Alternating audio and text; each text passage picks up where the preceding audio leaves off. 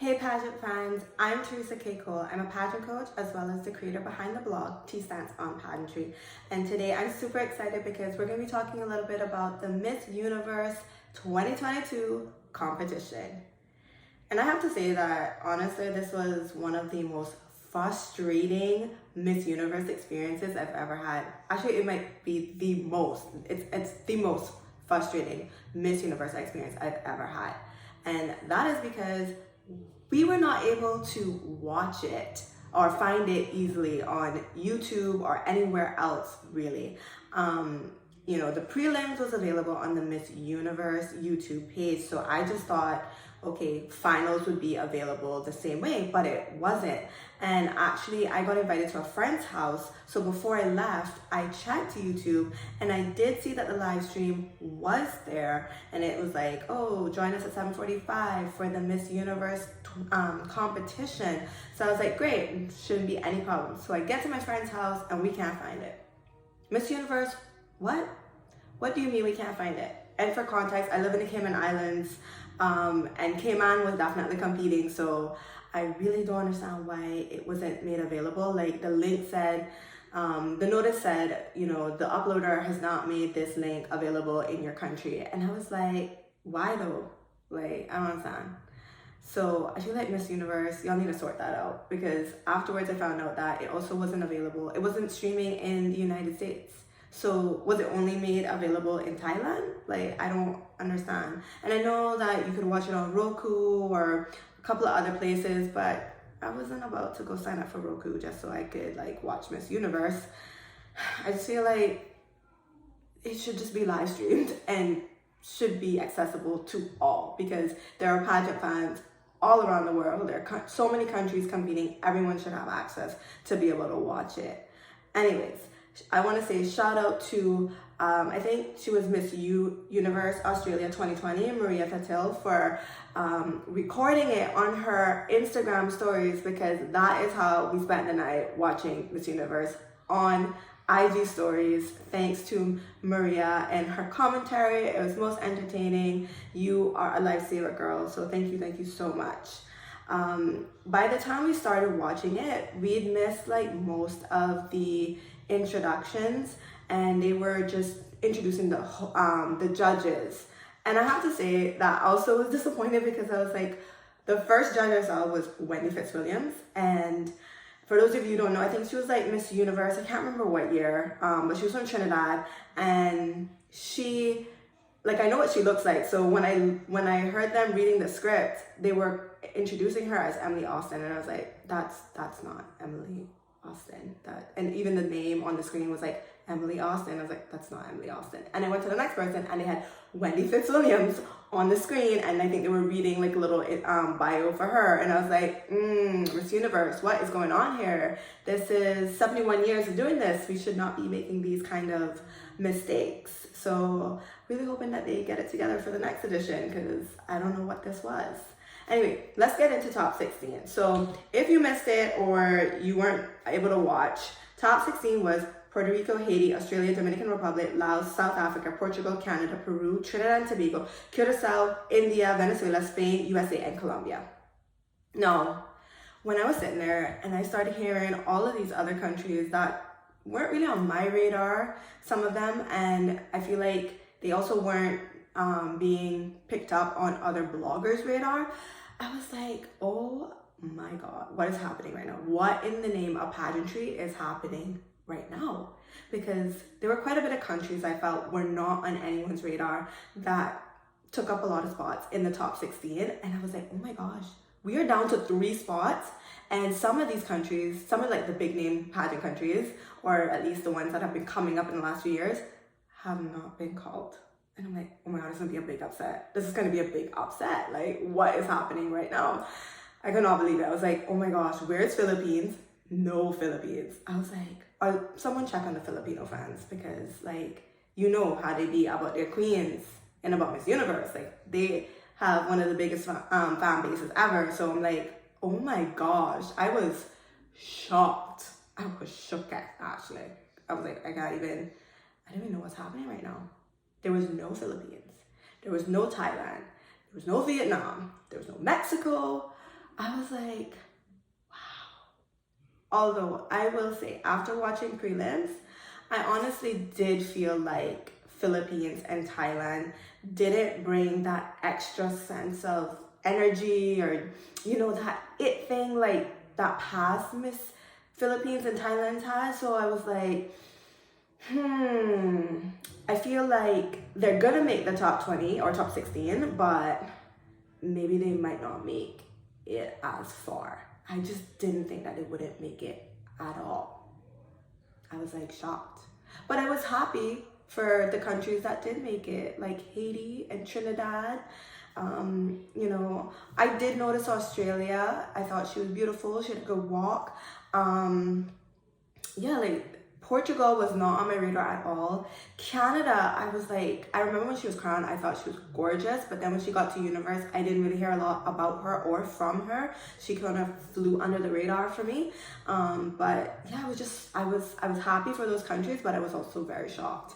And it made me wonder if this year they changed the scoring. I can't find anywhere where they announced it. Maybe they did say it before I tuned in, or maybe it's posted somewhere, but I couldn't really find it if they did change the scoring. So comment down below if you know that they changed the way they're scoring the pageant. Like, I don't know if interview is counting for a lot more, and that's how these girls got in, because they were really strong in interview.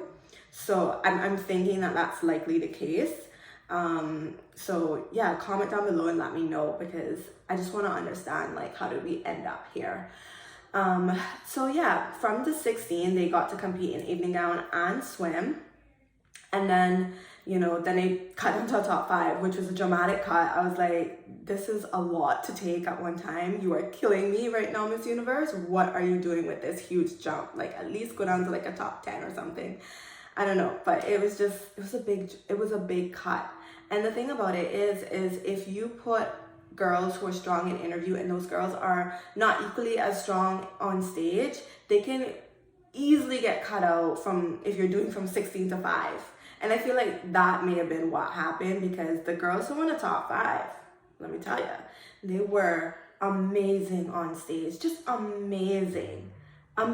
So our top 5 was Curacao, Puerto Rico, Dominican Republic, Venezuela, and USA.